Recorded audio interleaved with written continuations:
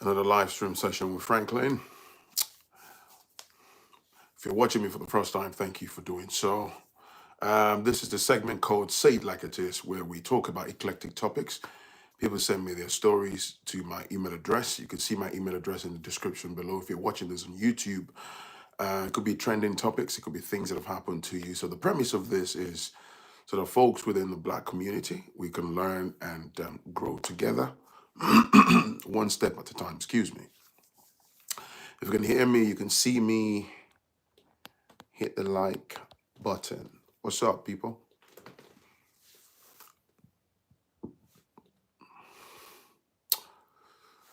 Who is online? Let's get this. Show you for me. Spare Warrior. Good morning, good afternoon, good evening, wherever you are. Smash that like button. Smash that like button. All right. Right. So last night I got a couple of emails from like new subscribers. Oh, Phrankleen, I like your channel. How do I support your content monetarily? If you're on the live stream here, I'm saying this for those that are not familiar. If you feel like supporting the show, you can always click on the super chat button. You can do monetary donations. If you look in the description, you can support via PayPal, Cash App, or Patreon, or my channel membership. There are multiple options. All right. So, yeah, let's get the show started. So, the story, without further ado, came from a gentleman. This one is hot. This is hot right now. Quite fresh. So, there's a gentleman going through it at the moment. So, it was very long. He, narrated the story, his journey with his family, from Nigeria to Canada, and things are quite hot at the moment. So he wants me to talk about it, and not just as a lesson. Basically, he would like to hear people's views, opinions. I think it's always, for most of these people, it's always nice when they hear from what do you call it, man? When they hear from people that are like neutral, you dig? So, yeah, let's go. So this brother, not too long ago, just a few years back, um, lives in Nigeria, has two wonderful young children with his wife. They're married, okay? Now, he's a 42-year-old man. So bear in mind, he's 42, wife is exactly 40. There's a 2-year age difference, okay? 42-year-old man, 40-year-old wife. So the guy said, years ago when he went to university, like so many people, some of you know this already, graduated, but for some time couldn't get job in alignment with exactly what he studied at university. So after being, unable to get a job, so whilst his dad was alive at the time, did press button and, to one or two friends. So the father knows somebody in a particular organization, even though that sector had nothing to do with what he studied university, after wasting nearly 4 years just living off the parent and, gallivanting around and all that stuff. Kay Odudu, I would like to know your take on Sami Oposo's saga. I might talk about that tomorrow, actually. So anyways, dad was able to help him secure a job in an organization through the help of one of his friends. Nepotism, right? So anyways, he started working, but unfortunately, as the years went by, his father died. So now his father passed away, and which was quite unfortunate. But as you know, this is how things happen in Africa, in Nigeria, in this circumstance. So because the father died, Shortly afterwards, the father's friend who helped him get into the company also passed away because they're both elderly, just natural causes, unfortunately. So then there was a new director at the place of work. They just came in and bulldozed and cleared everybody out. So he lost the job. And then unfortunately, he couldn't get back in somewhere else. But anyway, as a young man who is determined to make the best out of the situation, so he said a childhood friend linked him up with a car dealership and then he started helping them to find buyers for cars. But the way he was doing it cleverly was he would create like an account online on platforms like GG and all them trading platforms in Nigeria, right? And so he would create ads and all that, so he would be able to put his own markup on the cars. So he was seeing money. Sometimes it'll be quiet. So it was just a case of trying to survive, and sometimes he would have a great month, he would make money. So bearing in mind he has an older brother, they've got like a 5-year gap between who's also quite entrepreneurial. So they're very close, they're well bonded and all that. So, he looks up to his older brother. They have a very good relationship. Now, as the time went on, he met his lovely, lady and all that stuff. They had married, they had these 2 lovely kids. Now, his older brother, made money, started doing very well in the agriculture, sector. So he went into farming, fully into farming. He had the poultry farm. He, making money from livestock farming. And then, he had hectares of land. He was doing farming and some of the peppers we eat and, things like that. He was into production of dry foods and all that stuff. So the brother was cashing out. And fortunately, the older brother decided to carry him along and sat him down and said, dude, what would you do? Are you interested in agriculture? Because he would sometimes go on the brother's farm, he would work part-time, and the brother was paying him. So at the same time, what ran concurrently with that was he was learning about agriculture and the business and all that through his brother, right? So the brother sat him down and said, would you like to go into agriculture? I'll guide you. I know you haven't got enough capital. I'll put money down for you, right? As a lovely brother, so the older brother helped him, gave him 2 acres of land. He started farming with that. And then he said he also got like a plot of land or like a plot and a half somewhere where he started rearing goats, right? He went into goat and ram, sort of like, livestock farming. So goats, like he goats, particularly because there's like a major demands from mostly people who do party functions and all these people with restaurants and walamala and things like that. So the long and short was this guy with his entrepreneurial streak wasn't doing bad, right? He said his wife was working in some, I think, the civil service sector. Money was okay-ish, right? So eventually, he said to his wife to leave the civil service job and join him, in the agriculture. So he took money. Now, follow this, right? He said along the line, he collaborate through his older brother. He made friends with some other dudes that were like his own age band. I think they were like the brother of one of his older brother's friends, yeah? So they became friends as well because they are also into agriculture and all this. They were making money. So these guys, they've all got farms. They then came up with, this business idea of packaging like semolina, gari, beans.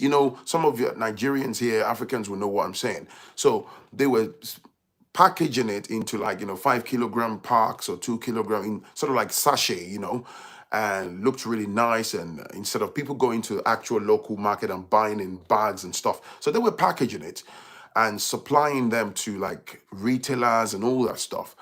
And they came up with the idea. It was 3 of them. So they put funds together. He was able to get funds from his other businesses, and they started. They found another farmland which they were renting, and they use that place for production, and then they will package these things. At first, they struggled a bit, but they were consistent, they were determined. So they started penetrating from the city they were in, Lagos, the outside of Lagos and other places. Yeah, man, how you doing? And they were supplying, this food. Money was coming in. The wife would support him in terms of packaging and all that, and she was getting money on a monthly basis. That was a lot more than she was making from the civil service job that she had before. And the whole idea was to amalgamate their brains, their minds, and their forces, and be able to build this to an empire. The guy wasn't doing bad. So he was seeing money. The food packaging business was doing good. They were doing interstates, they were doing all sorts. And then he said at some point, they were discussing with some people on how they could penetrate into the diasporan market so that they could start shipping out of Nigeria and making money in Forex, which is a brilliant idea. Now, he cleverly, whilst he was making money and doing well with agriculture, he built a 3-bedroom bungalow very quickly in Ogun State area of Nigeria. He built the home. He said it took him about 8 months to complete the bungalow project, and they moved into their home. He finished the bungalow. He said he was 39 or almost 40, under 40 when he finished it. They moved in there. He was doing very well. So the other businesses that he was doing with his friends was also growing with the packaging of dry foods and all this stuff. And he would always run things by his older brother. The older brother was making millions, and they were always making plans on how to grow bigger and whatnot. Then he emphasized in the email that everything was going good. So one day, wife then said, yeah, we're doing good and all that. We thank God. They were living fine. They were eating and living comfortably. They had a maid, at home helping them with chores. They had 2 cars. They were doing well. Wife then came up with the idea of let's go to Canada, blah blah blah blah. Usual line, that line of because of the future of the children. So the guy said in the first instance he was like, no, I'm not going to any Canada. Like, wow, with everything we've got going on, am I going to leave this and leave Nigeria and go to Canada? Da da da da. So the wife was like, no, this and this. So he said the whole thing started off like a bit of emotional blackmail for him, because the wife kept saying, yeah, but we don't know what's going to happen in the future. All of this business may disappear, blah, blah, blah, blah. Yeah. Because of the future of the children, because of the future of the children. So he said there was a major argument because he said he wasn't going to go to Canada. I've got everything that I need here. I'm comfortable. I'm all right. I'm making money, right? If you're yearning for vacation, so he said at the time, he said, should we take a break and go to Dubai? The woman said she doesn't want to go to Dubai. She was then talking about like some family friends that they knew locally in Lagos who had gone to Canada. Was like, oh, this and this and this are relocated to Canada. They are this is in Ontario. That one is in blah blah blah blah blah. And dude said, he said, I don't give a shit about anybody's life and all that. Why are you doing this? Like, we're literally just taking off. We're doing good with the farming, with everything. So anyways, after a series of argument, he had to sit down with his older brother because they have a good relationship, and he ran it by his older brother. Like, yo, my wife came up with this. Let's go to Canada. I don't want to go. This thing has led to a series of argument. Now, the older brother, he said he could see his older brother was absolutely dejected and like, wow, Like, what is it with this, whole kind of stuff? But the brother was pacifying him, like, look, don't fight your wife. Just take it easy. Like, maybe she is misinterpreted, whatever it is she's heard from someone, try to take it easy. I'll talk to her. So anyway, the brother tried to speak to her, and she was like, oh, Canada, blah, blah, blah, blah, this. And then suddenly the conversation took a sharp left, and the wife then turned to the older brother, like, at the end of the day, it's our marriage. It looks like you're trying to control our lives. Whoa. So, of course, the older brother took offense, but he backed away slowly and told his brother, I'm not going to get involved, anymore, and all that stuff. Now, eventually, the guy was dejected and all that. And some people would say to him, don't, be careful. Don't break your home. There's a lot of pressure, particularly mentally. So long story short, the guy caved in, but he did something cleverly, which one of the things that attracted me about this story. But is Nigeria, look, Oyin, just chill out, man. Just chill out. If you don't trust Nigeria about the future of your children, go somewhere else, please. Don't disrupt what we're saying here. Let me finish, and then we'll come back to opinions and all that comment. That's the problem with Africans. Let me finish talking. Now, is a 42-year-old man. So the clever thing that this man did, one of my favorite parts of this story, he said, my wife was like, oh, let's sell everything. Let's take all the money, get rid of the farm, this. When we get to Canada, we'll be fine. We'll buy a home. We will do this. We will do blah, blah, blah. So his older brother had a particular lengthy conversation with him and said, don't sell everything that you've worked for. Don't do it. His brother actually threatened him.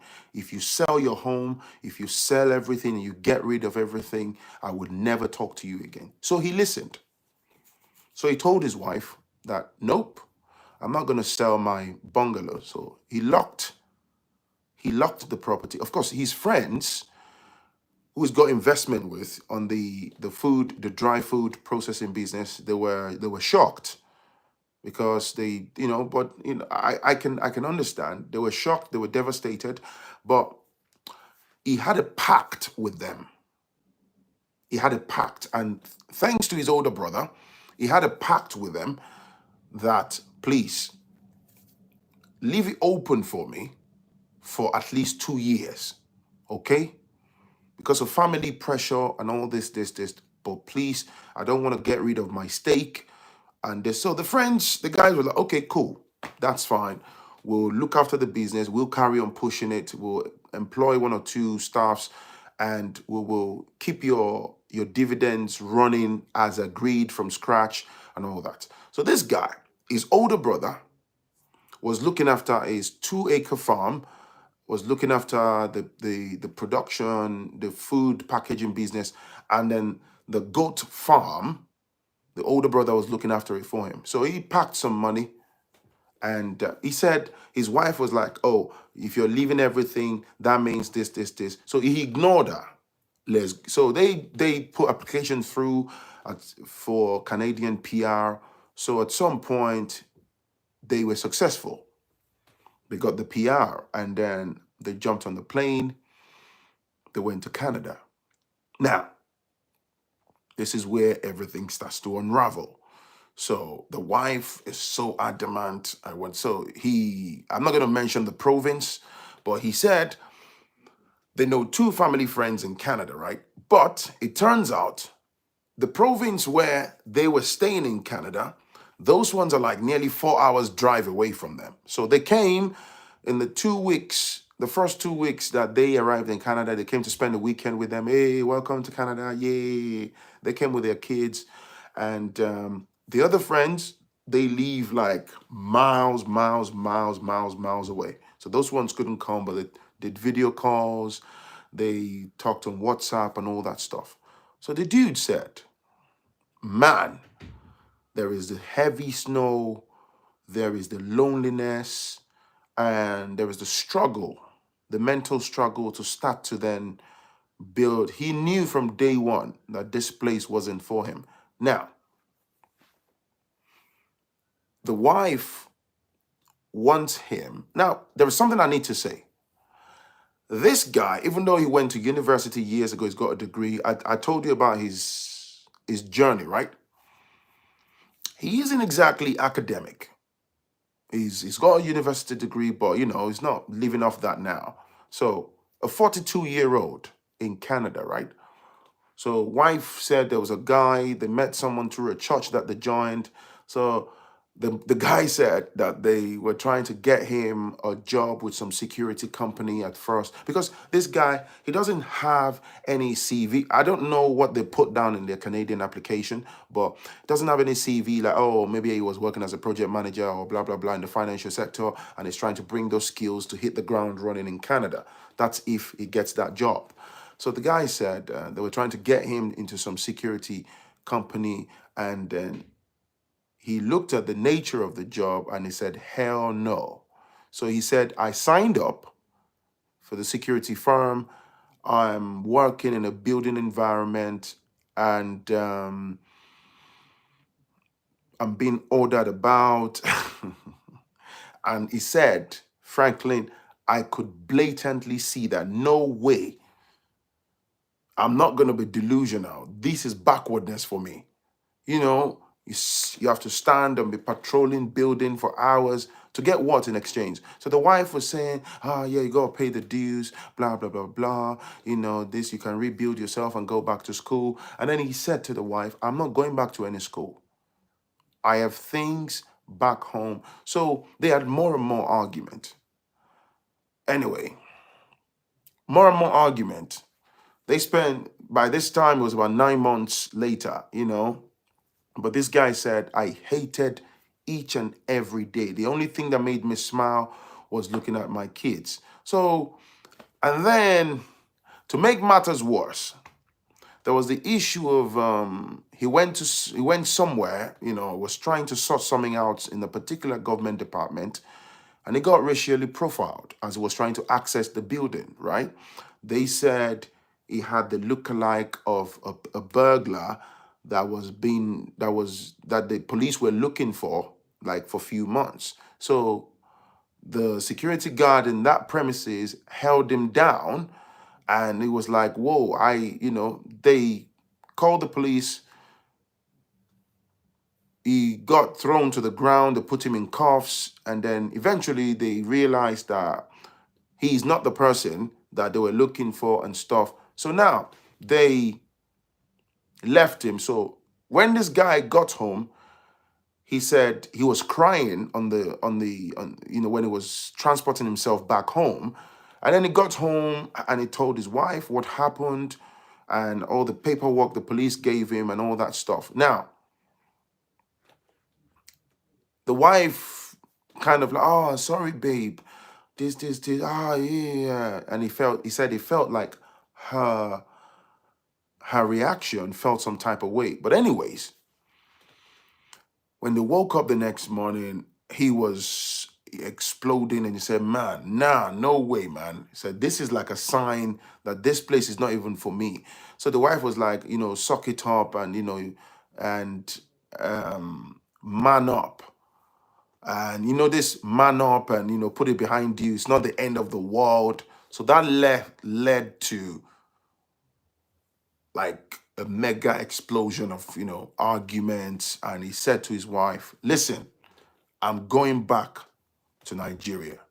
Let's go back. The wife then said, I'm not going back with you. This. Yeah. Then she started to call him selfish. What about the future of the kids? He said he told his wife, there's nothing to be worried about regarding the future of our children. We need money to be able to give them a good life. I have built something for myself. So In the process of all this going on, he said there was an older gentleman in their church, the little church that they joined. So, one way or the other, the wife had spoken to somebody, as much as I hate to say, women. So the man and his wife, they were quite older. Interestingly, they had been in Canada for years. They were on the way out of Canada. They are planning to move back to Nigeria, retire or some kind. So the man, they tried to pacify the wife. Said, look, it's gonna be really hard. Listen to your husband. It's not like you got empty pockets and all that. This. But she wasn't having it. And eventually those ones went away. So this guy said, he told his wife, let's go back to Nigeria. Let's carry on this. Oh, I'm not going to throw my Canadian PR away. And if you know you want to go, you can go. I'll look after the children. So he thought these were just empty talks. Like she was just saying that in the moment. And he said to her, let's go. As the days went by, he realized she was like determined. She was rock solid determined that she wasn't going back. So dude packed his bag. Wife says he's selfish. He doesn't love his kids. He packed his bags. He called his brother. He said he discussed with his brother extensively. So now check this out, right? On the side of the wife's family, there were already people talking. Her parents were talking. Oh, this. How can you abandon your wife and children in Canada? So he lost it and said, like, you didn't know about this before we even left Nigeria, with everything that I've worked for, this, I can't remain in Canada as a security guard and then having to do this. I'm not cut out for it. Anyways, he jumped on the plane and he flew back to Nigeria. He said, the night I was going to leave, I'm not going to lie, I cried. I begged my wife, let's go. We have a home. She was like, this. Nope, never. So dude went back. His older brother picked him at the airport and he went home. He settled back in his business. He said, Phrankleen, as I speak, I've bought another brand new 4 acres of farmland. He's expanding his business. Wife is up there pretty much dragging through by herself with the children. Now, the question and this guy said he got back to Nigeria. So he went to the wife's parents, his in-laws, to go and see them. Maybe they can pacify her. So the father-in-law basically said, don't come to my house. They wouldn't let him into the compound. They had the security guard to block him out.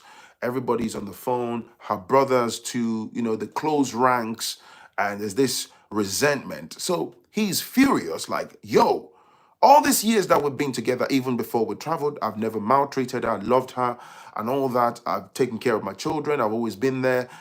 I don't want to leave in Canada because I'm just going to struggle for the rest of my years. I'm 8 years away from becoming a 50-year-old man. I can see it's going to be an uphill battle, but they think he should, so he said it became like people trying to dictate how they need to live his life. And there's so much emotional blackmail. How can you leave your wife and kids? How can you do that? Some were even insinuating that he may have a hidden girlfriend back in Nigeria. Maybe that's why, he claims, according to the email, that it's nonsense. I think it's nonsense. So, dude is back home. He's back on his food packaging business with his 2 business partners. His goat and livestock farm has gone bigger. He's just recently bought additional acres of land. He's growing the business tremendously. Wife remains glued and struggling in Canada. He even said, he called her one day and said, give me bank details and all that. I'll send money to support you and the children. She cut him off. She blocked him out. I don't need your money. blah, blah, blah, blah. I said, let me give you money because of my children. I don't need your money. So that's where the whole situation is. She's already talking about, I can move on, blah, blah, blah. She's not going back home and all that stuff. Now, this is multi-layered. Thank you, Eric, for the super chat. It's not about Canada or the children. Many women don't know how to live with success. They must self-sabotage to feed their insecurities. So now, it's multifaceted, this one. Some will say, oh, this guy should have stayed with his wife. Somebody said, let's hear the story. Both parties have their reasons. Look, man, there is no, as much as I would love to have both parties tell me stories, you know, it's very difficult, except if I see two parties who are offering to come forward and give me their stories. But there is nothing unusual about this, and I'll be honest. I have seen plenty, and I mean plenty of people, right, that were doing well back home. They got rid of everything to go abroad. I have seen that. Some of you might even know similar stories. And it's very common with women to say, oh, let's go abroad because of my children. Let's go because of the future of the children, because of the future of the children. You see, on one hand, you listen to that statement. It's not exactly bad that somebody's thinking about the future of their children. But when they are pig-headed, right? Because you want to just relocate abroad, especially, oh, what's this one talking about, man? Phrankleen don't take that. Nigeria isn't the best place for women to thrive. What are you talking about, man? That's absolute dog bollocks. That's nonsense. That's absolute nonsense. That's absolute nonsense, that statement. You are married to a man. Remember, she was working. I don't know when you joined the story. She was working. She had a job working within the civil service, right? Her husband asked her to leave the job. Come and join me with the agricultural business empire that I'm growing. He was giving her money monthly. That's almost 3 times of what she was earning, and they were growing that business. Stop making all this ridiculous nonsense, man. What has the wider context of Nigeria got to do with what's happening within the confines of your marriage? What's that got to do?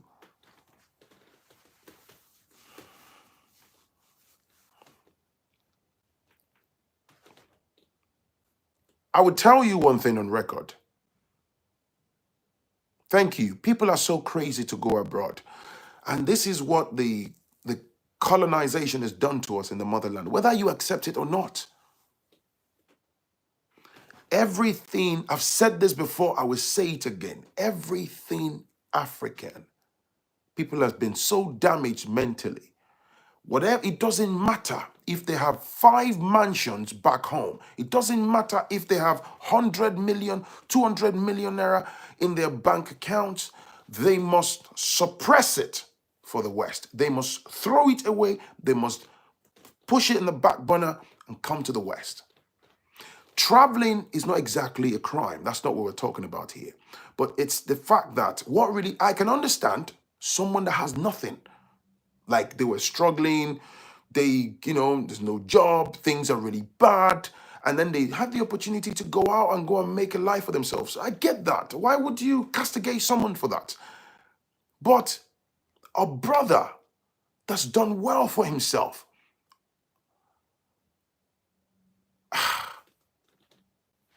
everyone is comparing like through European eyes, and that's evil. Thank you.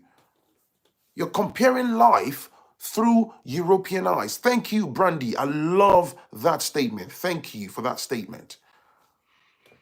Black folks are so damaged. They look at life through the European lens. I love that statement, Brandy.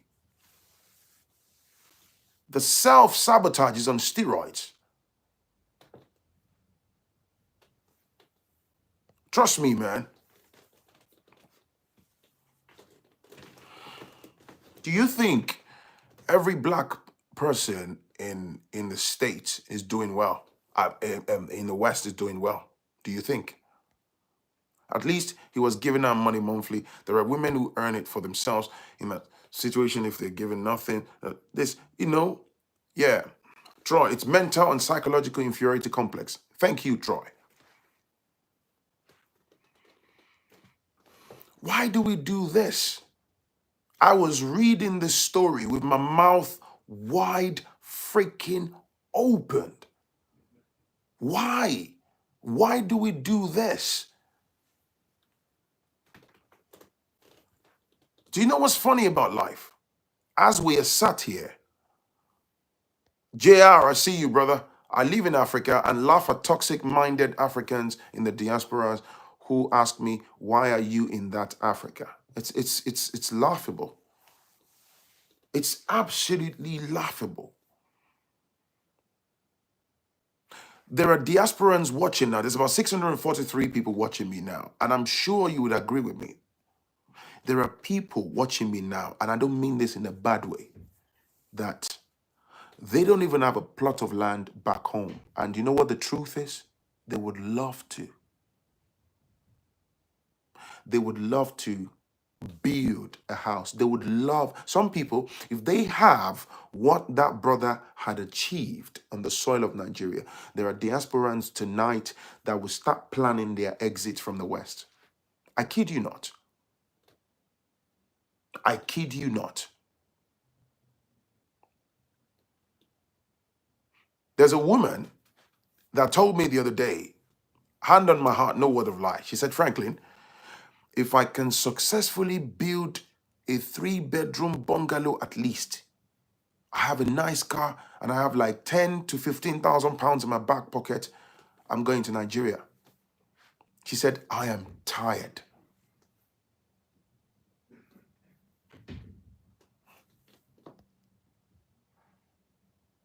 Look at the comments yourself. Look at people's comments.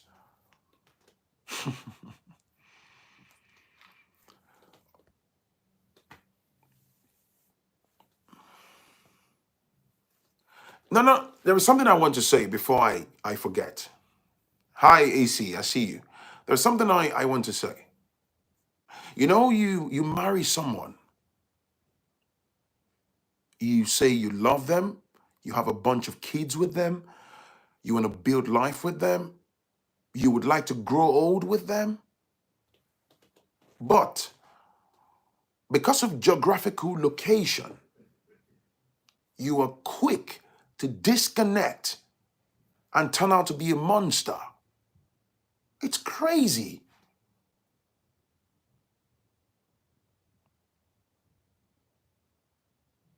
I can't get my head around it, man.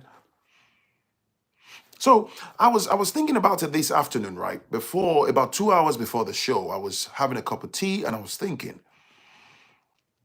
could it be that there are some people in relationships whereby when people profess their love, it's actually one-sided? Maybe there are parties that actually see the other party as a stepping stone to where they're going. Like they don't really love you.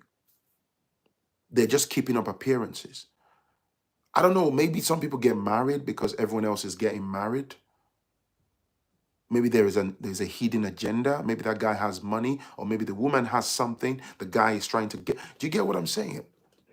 Because it takes a lot of effort to amalgamate your emotions with someone else's emotion, and then you have a bunch of children with them. You claim that you want to build life with them.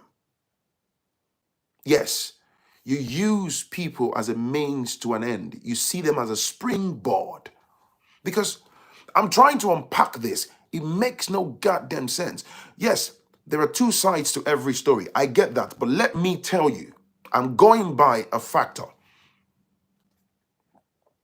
It makes no damn sense. The whole hype about abroad, yeah? Like you're in your 20s, maybe 30s, mid 30s, early 30s. I get that. I want to go. Woo! I want to travel the world. Woo! I want to take 2 years off. Woo! You have a man. I mean, what more in terms of qualities can a man bring to the table? There are women here tonight. Talk to me. Some men are yeah, yeah, yeah, yeah, yeah. Some men are so bad. They're so inconsiderate. They're so selfish. They're so yeah, yeah, yeah. They got side chicks. They're not doing this. Oh, some African men, some men, yeah, yeah, yeah, yeah. You have a man who's got his head screwed on, right? Who, through thick and thin, built thriving businesses, built a lovely home where you and your children are sleeping comfortably, evidently making money. You had a job, 9 to 5 job. Your husband asked you to leave the job. Come over. Come and join me. Let's build this empire. Your husband is giving you a chunk of money. He could have paid an employee a lot less to do the job. My wife, come here. Before you blink, in a couple of more years, you'll be seeing millions from that business empire. Millions or not, you basically be at the center of the enjoyment. She actually proposed, sell everything.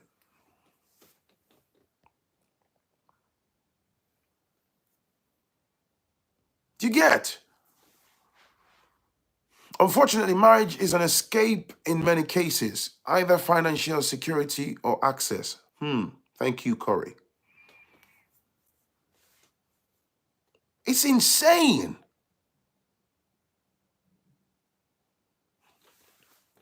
You see, likewise, there are plenty of people abroad. I have seen this personally. Their stories may not be like these gentlemen's story. They probably don't have a lot of things going on back home. But some people, let's go abroad, let's go abroad. They get here. They can't integrate. I've said this before. Not everybody is academic. Not everybody is going to get into the UK, bang, bang, bang, bang, and just integrate.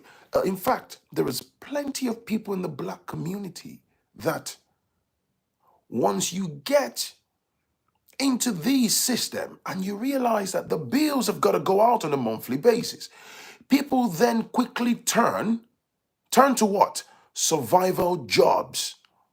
And you see that survival jobs, I call them for now jobs. Those for now jobs will be your job for a very long time. Because if you come to the West and you got to pay rent, you got to charge gas, you got to pay for the electric, food shopping, the children, blah blah blah blah. You know what? Get that care job for now. Get that job with that security company for now. This. That becomes your job for a long time. Fact. This is harsh reality. You know why? Because you see that for now job, you're getting that paycheck. It's all psychological, right? So it's not just easy to throw away because the bills are growing. You got a couple of kids. Kids have got to eat, food shopping every week. You have to pay rent, your council tax. So you're stuck now. It's not all doom and gloom, right? There are people who go ahead and do well. It may take years. But I'm also concerned about certain age bands. Why is it, let's talk about it, man, please. Why is it that people in Africa, it doesn't matter how far they've gone back home, they want to self-sabotage and throw everything away? Because if we look at the data, oh yeah, I think across the shore, yeah, I want to give my children a good future. That argument is, if you're not very articulate, you wouldn't have a comeback, you wouldn't have a rebuttal, right? But here in the West, there is governmental data, not Phrankleen data. There is governmental data that shows in black and white there is evident poverty in the black community. So which one is it? The percentage of the black community that's doing well is quite minute. The bigger part of the percentage, everyone is trapped at the bottom end of the spectrum on very average earnings. Fact. And the monthly outgoings on this side of the world, absolutely insane.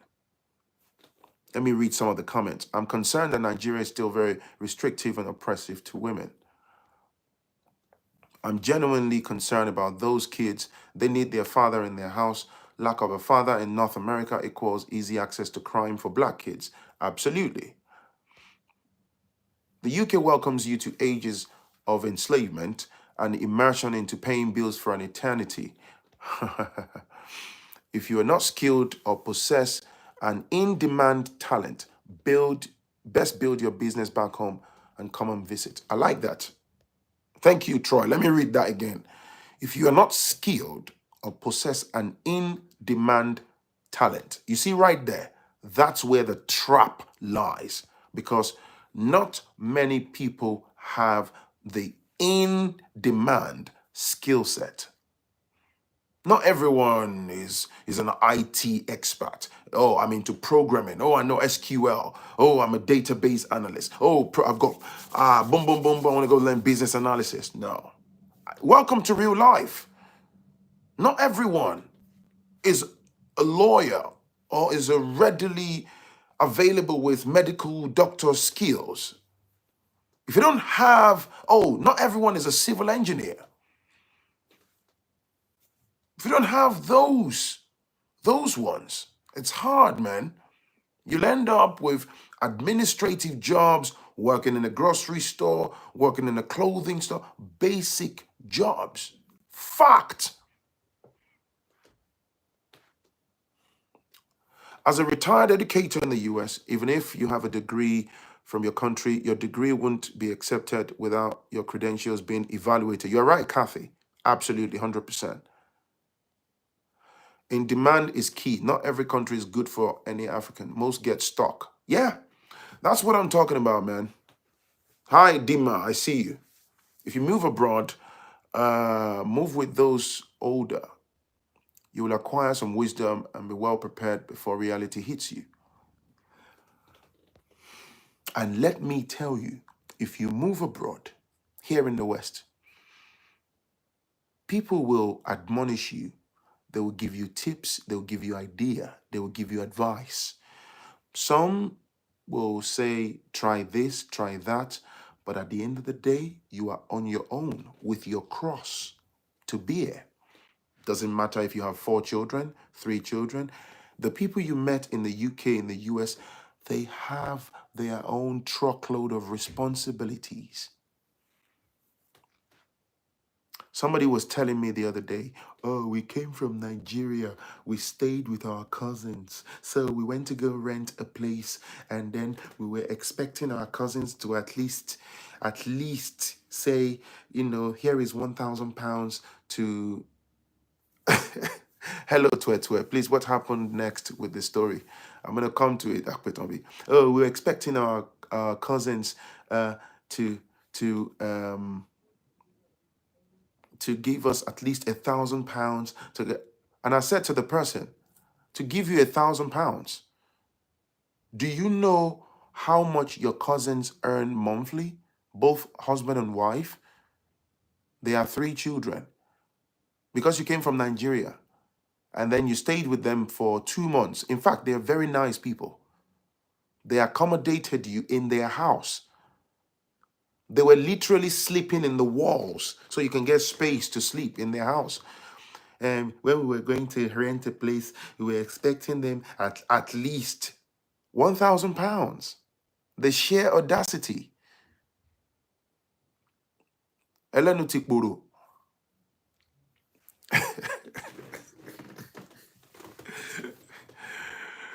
Those people, they probably don't have £1,000 in monthly disposable cash. I'm telling you, man. Doesn't make them less of who they are. Fact. It depends on how big, their debt is, their monthly overheads and all that. So with regards to the story, the guy in question basically is back in Nigeria. He said, bro, well, I've still got the PR. He's not bothered. Maybe that's going to expire at some point. The wife is there. Oh, surely, yeah, I'm gonna forge on in life without you. Forge on where? What is this battle line with your husband? Why is the decision around the kids? When your children's placenta came out, did they write Canada on it? It's selfishness, in my own opinion, and selfishness combined with foolishness. It's just plain silly. People live in flats in Nigeria end up living in a room with shared bathroom and kitchen in the US. You learn quickly to cut your clothes according to your dollars and pounds. Goddamn right, my brother. Professions in the US will pay you about 100K to 150 a year, and you got to be like the best in the game to earn this kind of money. A regular business person in Nigeria have that money in his account. You goddamn right, Sheriff Fad. And let me tell you, even when you listen to guys like Kevin Samuels and all these people, yeah? Let me tell you something. Let me tell you something about these 100,000 a year people. The percentage of people in the US earning 100,000, 150,000, very, very minute. Trust me, that's why you see all those women, those fake women. I want a man in the $100,000 bracket. I want a man in $150,000 bracket. The competition is rife. The tiny amount of men. Thank you for the supercharge race first. I'm telling you, man, you're probably against a million. You're competing against a million other women for these 106-figure men, high-value men, in your dreams. There is a guy with a blue-collar job with $50,000 a year. Not my kind of guy. How old are you now? I'm 38. My Lord shall supply all my needs according to his riches. And will you keep quiet? I will send you my story of leaving US one day. Send it to me, man. CIA intelligence analysts don't make 90K. People dream in la la land. Then they would take out Fed tax, state tax, local tax, Medicare, social sec, health insurance, pension, and so on. Maybe over 200K. Truck drivers can make 100K. Hey, bro, you're missing the point. Ayo. Truck drivers can make 100K. For argument's sake, let's say there is 100 truck drivers making 100K across the whole US. Are you joking? Do you know the number of women out there? You don't get it. On the scale, do you know the number of women? Hey, who's that, man? Thank you for the super chat. Oluni, thank you. Eric said, our people mistake income for wealth. You can make 100K plus a year and still living paycheck to paycheck. The system insensitizes this in several ways. Absolutely. Plenty of people in debt. The same thing with women. Yes, in New York City, you can easily make 100K a year professional, but the cost of living is high. Do you know, when I went to the US in 2014, I think, yeah, I went to Washington, D.C. A friend of mine lives in an apartment bang in the middle of Washington, D.C. because he works for, was it IBM, a particular IT company. And I went to his apartment. That apartment is nearly $3,000 a month. And I was like, what? It's a box apartment. But just because it's in central DC, very expensive. He doesn't even get free parking on the street outside. So by the time I returned to the UK, I think he eventually had to run away from DC because he couldn't cope. All his paycheck was going towards that rent. He couldn't survive. He got a job, and then I think he moved to Raleigh, North Carolina eventually. Very expensive. Very, very expensive. Biology for Lakojo. Debt is behavior and self-inflicted, not the system all the time. I agree to an extent. You understand? So this guy, I'm not gonna, from my point of view, I'm not gonna knock the brother, man. What do you think? His business is growing. He's back in Nigeria. The wife is staying in Canada with 2 children.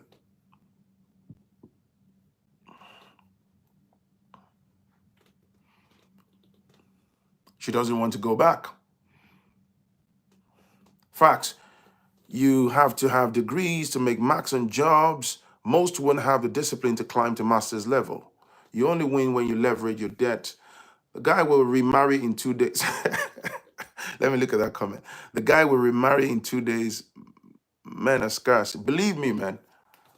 I think the guy was right to go back given the situation. Very difficult to make 50k euros. And I feel sorry. The only set of people I feel sorry in all of this are the children. I feel sorry for the children. Some here have mastered the art of deceit. They love to create what they don't have in the US. Imagine people buy clothes here, wear and return them to the stores just to exchange craziness. Yeah, people do that all the time. So, you know, that's what I'm banging on about. Sorry, Phrankleen, I just joined. Could you please refresh me on what happened? Gerard, you're going to have to watch a playback, man. She gets $1,000 for both kids monthly. So my own message, I don't know what you people think. If you have built something for yourself back in the motherland, this is not Nigeria specific. I'm talking Africa. You've built a home, you have a thriving business. I don't get it. Our minds as black folks are so damaged that, in fact, check this out, man. You have a thriving business, your agriculture, food packaging, and you're doing well. And you are already inviting negative energy into your future that, oh, this empire that I'm building is definitely going to end up in ruins. Why?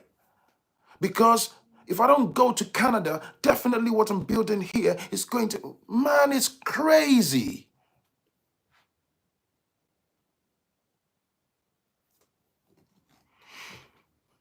There was a man that I met in my local barbershop that told me this not too long ago.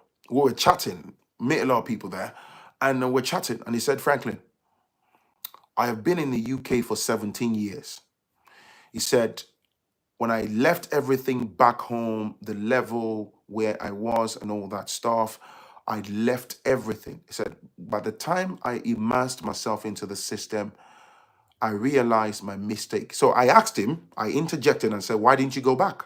He goes, bro, shame.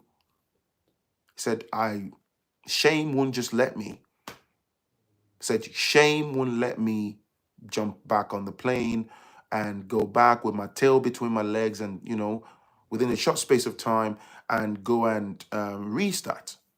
He's an older gentleman now. He never really took off in this system. There are plenty of basic people within the black community. Fact. And when I say basic, I don't mean that in a disparaging way, you know, to put anyone down. I'm telling you, man. Thank you. This guy has a lot of what diasporas are wishing they have. I'm telling you, man.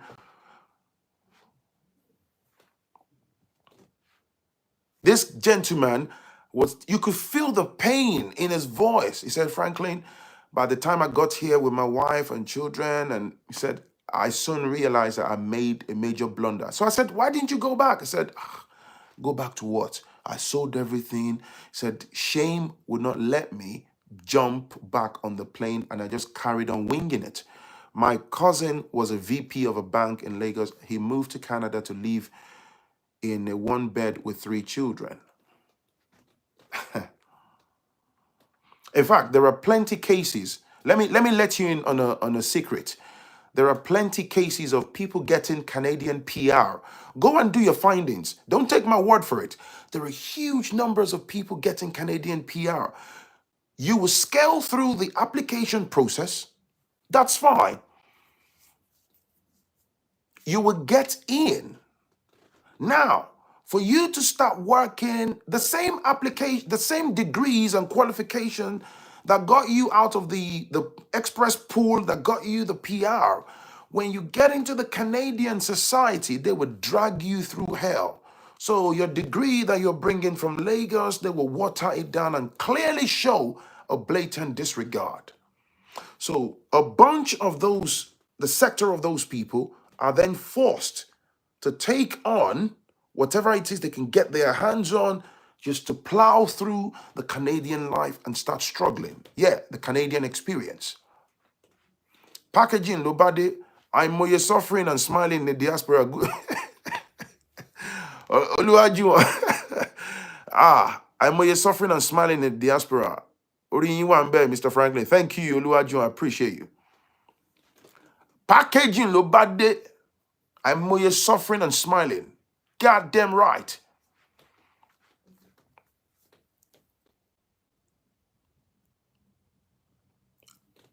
If Nigeria has its challenges, if anyone feels it's not conducive for them, this is not about trying to limit anybody. Like I said at the start, at the end of the day, it's your life. But I think it's madness that people will throw what they've worked for down the drain. There are plenty of people. You see what that lady typed? There are plenty of suffering and smiling. Oh yakba. Everybody here is fresh like a fish.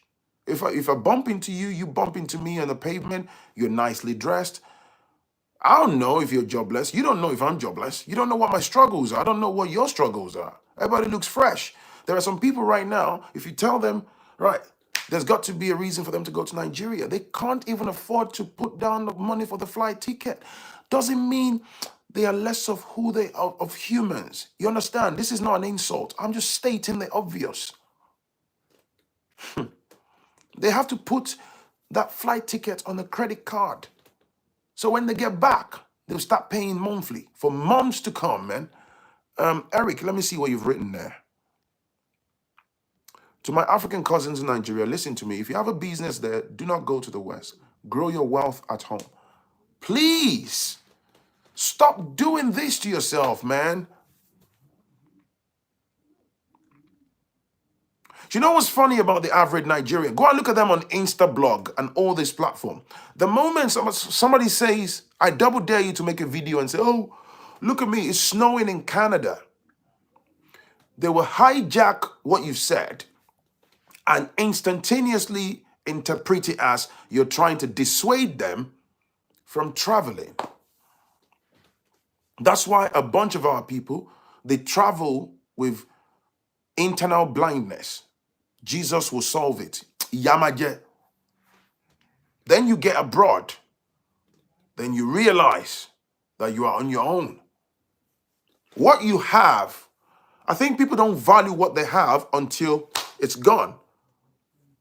You see what that lady said? There are plenty of suffering and smiling. I'm telling you, goddammit. And there are some very cocky black folks within the diasporan community. They might be one of those ones, Origbaf, where, you know, they're doing well. And I celebrate you if you're doing well. There's nothing wrong with doing well. But they try to selfishly represent the situation of the wider context of the black community with, you know, their own personal bank balance. It doesn't work like that, man. Go and look at the UK governmental data. The average amount that black folks leave in their bank account in inheritance for their children or their family is £1.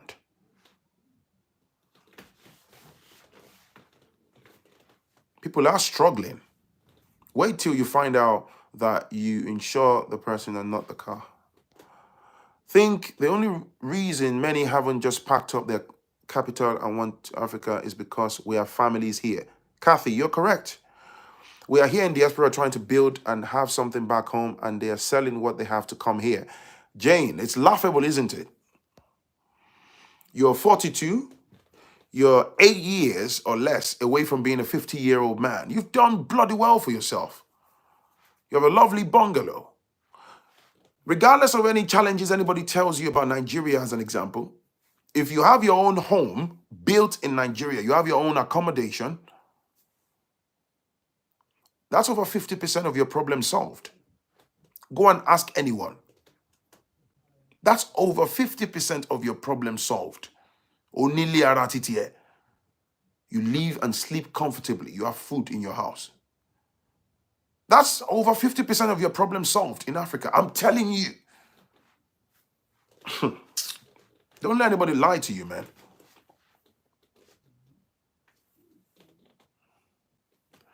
It's only Africans in the West. I'm driving this GLS Mercedes Benz. Oh, that I don't even own. I'm paying for monthly and I'm flexing, I'm moving the keys like I've arrived. Phrankleen, I know several friends that left Nigeria and got extremely great jobs in Canada. Hey, what did I say? Virtuous woman. Maybe I should emphasize on that. I don't know how long you've been watching me for. I talk in the wider context of things. It would be absolutely ridiculous of me to sit here and say, oh, there aren't, black folks who are doing well in Canada or in the UK or in the US. Do you understand what I'm saying? That's what we're saying earlier. When you say very good jobs, let's unpack it. What type of jobs? What sector? You understand? Oh, come on, man. In the IT industry here in the UK, if you say Nigerians are at the forefront. Believe me. Top jobs, government jobs, private sector, public sector, local authority and stuff. But look at it in the wider context. If you look in, say, Ministry of Defense here in the UK, you will find Nigerians there. How many, does that represent the entire number of Nigerians in the UK? Do you understand? If I have a job here and I'm working for the BBC at a level and I'm making good money, how many Nigerians are in the BBC making that good money, having that top jobs? Do you understand what I'm saying? So I may be your friend and you know that, oh, I have a friend called Phrankleen. He works for BBC in the UK and Franklin's getting good money. That's not the story for the wider Nigerian community or the wider black community, the Ghanaians, the Zimbabweans. At the bottom end of the spectrum, oh, there is a huge amount of security guards. There's a huge amount of cleaners. There's a huge amount of kitchen potters. Do I have your attention now? There's a huge amount of people that work in the grocery store.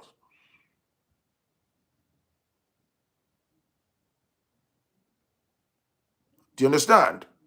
How much do they earn? 25,000 a year, 22,000 a year after tax before you pay everything else. Do you understand what I'm saying?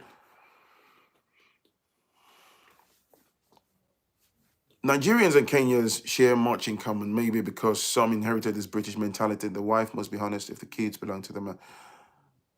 20 years, you're a boss, bro. I'm just 5 years here. 5 years. I totally agree with you. I laugh when people try to convince me that Canada is a good place. I hit them with facts. I'm a professional engineer. I've been here 20 years. I did go back. Oh. And you know what, yeah? At least they are working in Nigeria. They will most likely be unemployed. Again, that's a very weak argument. When you say at least they are working. I understand Nigerian challenges.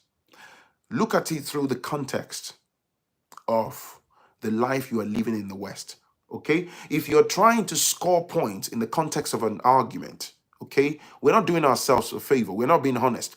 Okay, let's laser target our focus. Forget Nigeria for a moment. Leave Nigeria on the shelf. Let's look at the quality of lives within the diasporan jurisdiction. Let's talk about that, man. There are plenty of people suffering and smiling in our community. Suffering. The quality of life is rubbish. Let's call a spade, bro. What are you talking about, man? If you want to start making comparison, okay, you know when you make comparison, let me give you another twist to this, right? No, I like it. I like. Let's vibe. Let me give you another twist. Do you know it's very easy for you to be suffering in the West? You're not that great money wise, but do you know if I want to go to Nigeria and I put little, it's not little. If I just put £500 in my pocket now and I change that to naira, that's a bit of money. As long as I don't overdo, I manage myself within a fortnight, 1-2 weeks, cash Shirito too, before they find out that how much is this guy got on him. It's time to catch my flight. Poor, I run back to England. The same £500. There are a bunch of people in our community. You can't take that £500 to central London today and go and do shopping anyhow. Over kuni. What do you mean, what's the quality of life? What is your quality of life based on? So let me respond to that. Some people will say to you, oh, the average salary in Nigeria, 30K a month. That's very bad. Nye, nye, nye, nye, nye. Stop right there. I know. I'm not sat here telling you it's good. If you ask me, I'm going to live in Nigeria at some point in the not so distant future. Do you think somebody like me, do you think I'm going to Nigeria to go and look for a job? Oh, hello, my name is Phrankleen. I've come from the UK. I'm a British citizen. So yeah, no, I'm going there to build business. Do you understand? That's the mindset. So when people try to bring out this argument, oh, what's this? No, my plan is to insulate myself and my family with the qualities that I have in mind. So what do I mean? Oh, you want to talk to me about the dodgy electricity supply? I am thoroughly aware. If I build my house, I'm going to have solar panel. Do you understand? I'm going to live an insulated lifestyle and live like a god. Now, when people talk about, oh, yeah, people, in Nigeria, right? You live in the UK. Do you know the number of people here in the UK that are trapped in poverty? How many of them have you solved their problems?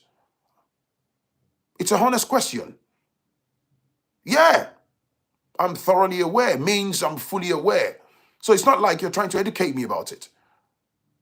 90% that would continue slavery, we need the 10% with positive minds back. Goddamn right. This is why I always say to people, this is not a recruitment. This is not trying to distort your mind and say this. This is just somebody's story. So we've talked about the story and then we're talking. Don't go. Don't go. Stay in the West. Do you understand? But please, don't be delusional to think if any diasporan or every diasporan that goes, they're going to fail, Nigeria is going to swallow them. It's a lie. Huge propaganda. Some of you, you don't go home. There's a major disconnect. If you jump on the goddamn plane, I can take a bet with you. When you see the quality of lives of some people, you will be absolutely shocked. You will run back to the West in shame. You think I want to go to Nigeria? I want to go and start talking about databases. Right, so I used to work for the IBM. Oh, let's build this data. No! Go to Africa, go and solve problem. If I go into farming and all I'm growing is tomatoes, right? Tomatoes get consumed every bloody day. If I go into catfish farming, catfish is consumed every day. 24/7. Please, Phrankleen, don't take offense. There's no offense. I'm talking passionately. Come on, man. You're an adult. You should be able to spot emotions here. Do you understand? Go to Africa, go and solve problems. The Pakistanis, the Lebanese, the Indians, when they come to Nigeria, the Chinese, they solve problems. My niece works for PricewaterhouseCoopers in Lagos and says she can never leave abroad. Of course, go and look at your niece's bank balance. Some of you, only a war would remove me out of this Nigeria. Even then, I'll go to Kenya, Ghana. We have options, fam. In Africa, you live like a king even with the little you have. Don't believe stories people living in Africa are telling you that they are struggling. They are living large. No, like, bah! I was there last year for 3 months plus. You see, there's another thing you need to know. The average Nigerian will sit here and tell you, there is no money. There is no money. Let's say this person has a shop, yeah? There's no money. The government, there's no money. Stop them in their tracks. How much did you make today? The sales is not that great. 350,000. Convert that to dollars. Some of you in the West don't even have that as a bank balance. And that's a daily income. Yes, there is poverty.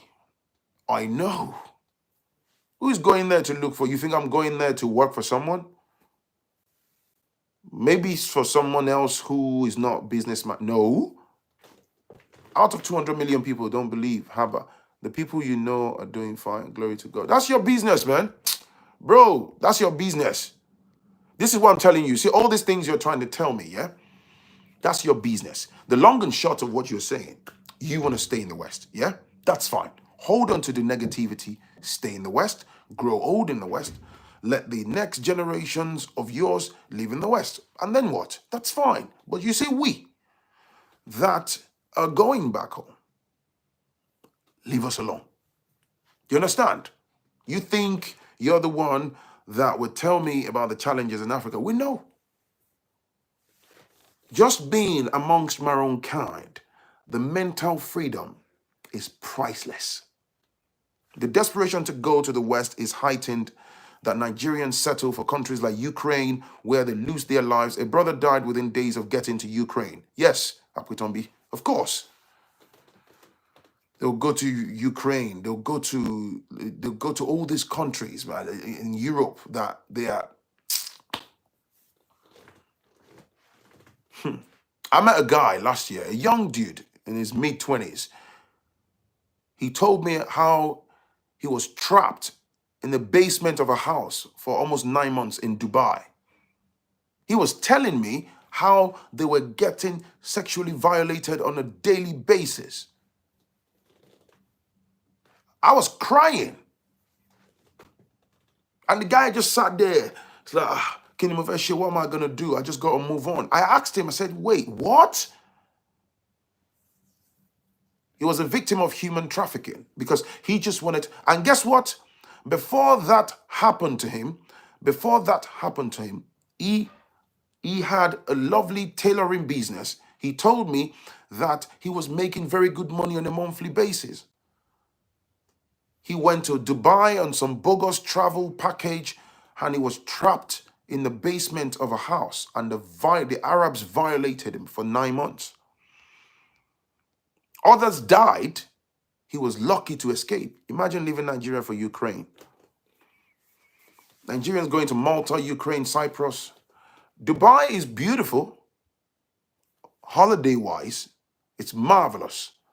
When you want to live in Dubai, it's a totally different ballgame. No light, no job, no security, no medical care, no road. And you want people to stay there. No light, no. There's over 200 million people in Nigeria. You understand me? There's over 200 million people. Chioma, let me ask you today. Let me ask you a honest question. Okay? I don't know where you're living. Maybe here in the UK. Maybe you're living in the US. Let's say, for example, they ask you to leave the UK or the US and you have to go to Nigeria. Are you going to die in that flight? If you land in Nigeria within 6 or 7 hours, are you going to take your own life? I'm asking a honest question. Were you not living in Nigeria before you left? Did you die? Because if you had died, you wouldn't have made it out. No, you're talking about security issues. You think I don't know? You think? What security? There's security issues. Well, why do you think you're going to get consumed? No, if you have to go back now, I'm asking you a honest question. What is it that you're going to do then? Take your own life. I was there for roughly 4 months last year. Yes, there are security issues. I'm not here denying anything. Please don't get me wrong.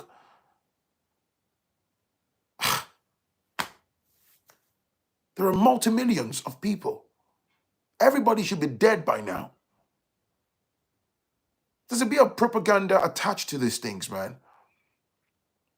There was a guy. He was arguing with me. Now, he doesn't know that I travel often. Franklin, don't go to Nigeria. Once you come out of the airport, they will snatch you. They will remove your jugular. I said, bro.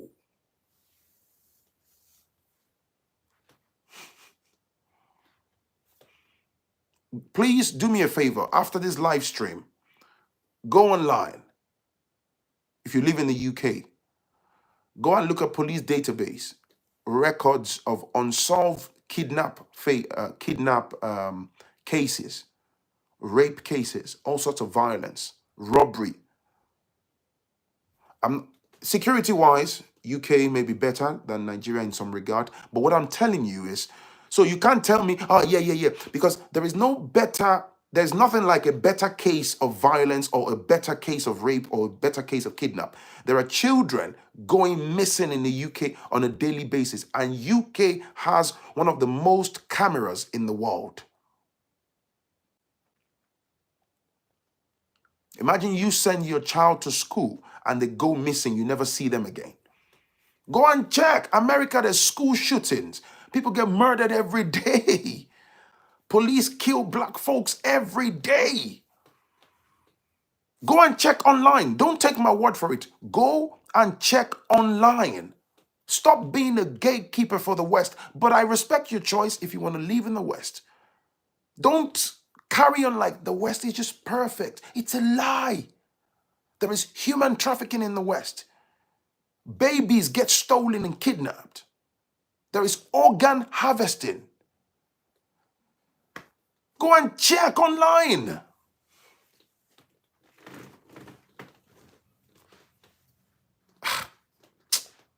Some of you are jokers, man. Was it not a Nigerian man got missing and his body decimated? His case is yet to be solved. If you know, here in the UK, the number of yet to be solved murder cases, kidnap cases, there's another one, gang violence. I mean, you can move from a particular area, go and live. Do you know how many people go missing? I was telling somebody the other day, I said, wait, with the amount of cameras in the UK, there's cameras everywhere. There is CCTV everywhere. I said, how are children going missing? Go and check online. Is that not a security issue? Here in the West, poverty is concealed. They do that very well. Everybody looks fresh. Poverty is concealed. Go and look at the data online. How many poverty issues have you solved in the UK because you live here? How many people have you helped? Because you're not finished helping yourself. So again, this is not a campaign that you have to mandatorily go to Nigeria. But you see, the argument, the bad news, thank you. The bad news is concealed. The suffering within the black community is suppressed by UK media. The mainstream media, they are like this with the government. You don't understand, man. So some of you don't even know what's going on.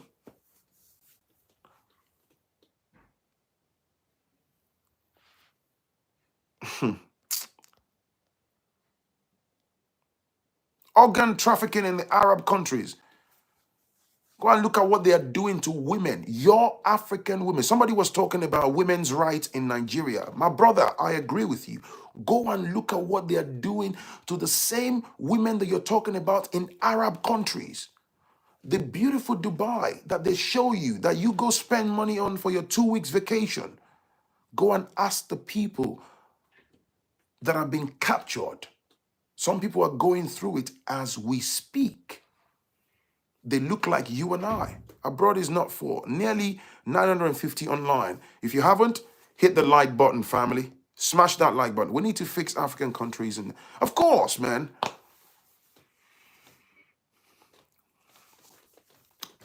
When I went to France, the last time I was in Paris, was it back in 2006 or 7? Yeah? When you go to where the Eiffel Tower is, the central Paris, the shiny part of Paris, you know, where the tourists normally go, where all the glitz and glamour is. The moment you start to go to the back streets of Paris, do you know what shocked me? Guess what shocked me? Like madmen, the way you see them in Nigeria, in some parts of Africa, like madmen, like people that are mentally challenged, naked, with their genitals hanging, just sleeping on the streets. And I was like, what?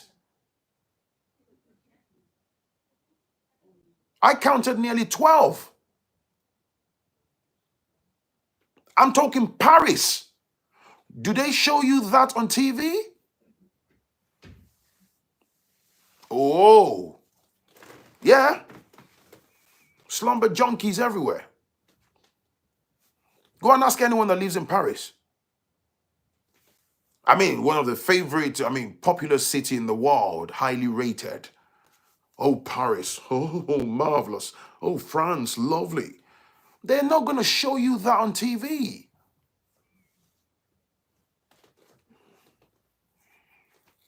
I remember I was with my friend and I was like, yeah, you see them like junkies, naked. The White House is in the middle of the ghetto. I would not believe it if I didn't see it with my own eyes.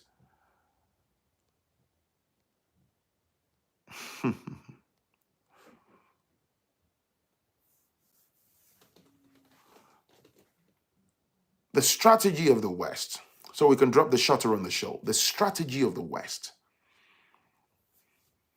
they keep their dirty clothings, they hide it, they show you what they have decided to show you. That's why the slavery history, colonialism, and all those things, that's why they suppress it, they twist it, they give you the narrative that they want to give you. Oh, you think they don't know? You think I'm the one that will come to the UK to tell the British people about their racial history? Come on, man. They're not going to agree with you. They show you, they brainwash their children. They suppress the curriculums in the school. They tell you what they want to tell you. They control the narrative. It's intentional. Red states are now banning teaching of the civil rights history in public schools. Why do you think they're doing that? The next generations? Yeah. More and more black children are going to grow up and they'll be fighting you about racism. Wait for a few years' time. In this society, yeah, the younger generation coming within the black community, they will be the ones, the new, fresh warlords growing up in the West, they will be the one to fight you about racism. Not even the white man. The white man will lean back and laugh. You know why? They grow through the educational system. It's already whitewashed their brains. So if you're talking about racism, they're just like, please, man, there's nothing like that. There will be the new sets of lawyers. They will be put in powerful positions. They will be the powerful gatekeepers. They will fight you to death and tell you, yo, there is no evidence of racism. All that racism stuff was made up. They will be the ones to do the dirty job. It's already happening. They're growing.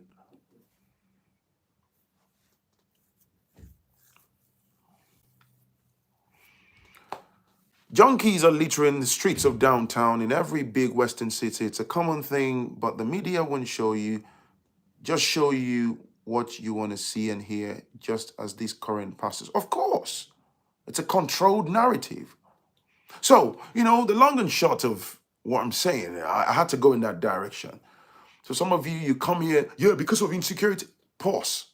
Stay in England. Grow old in England. Let your children grow here, get married here. Let the next generation grow in England and get married here.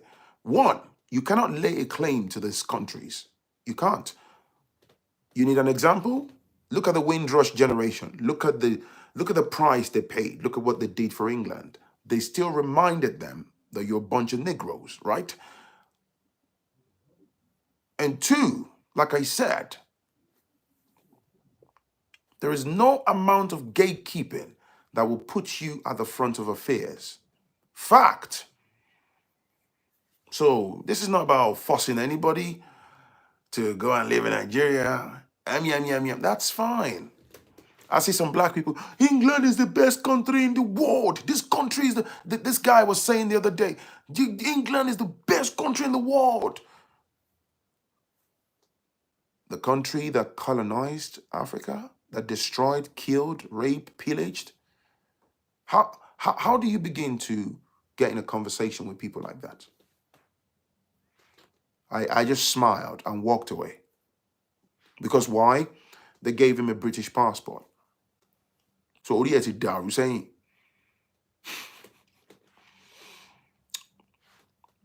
it's already happening. One of my friend's daughter forgot sometimes she's black, she's racist, black lady. Free yourself from mental slavery. You can have British passport all you want. You will never be seen as English. Fact.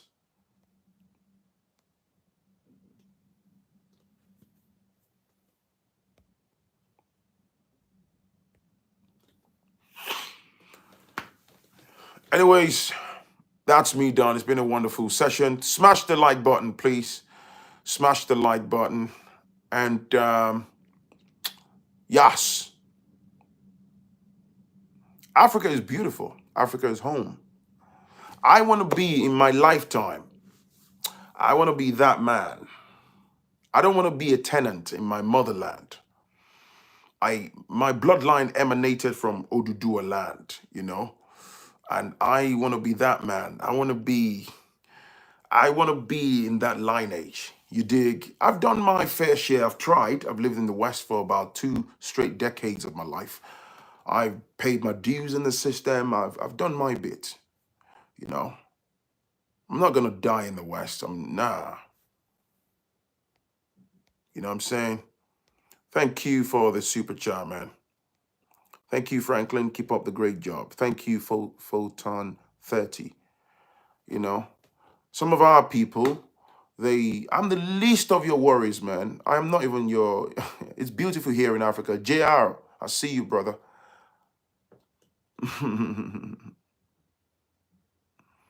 No, some of our people, they want to die here. Another great video. Caden Part, thank you.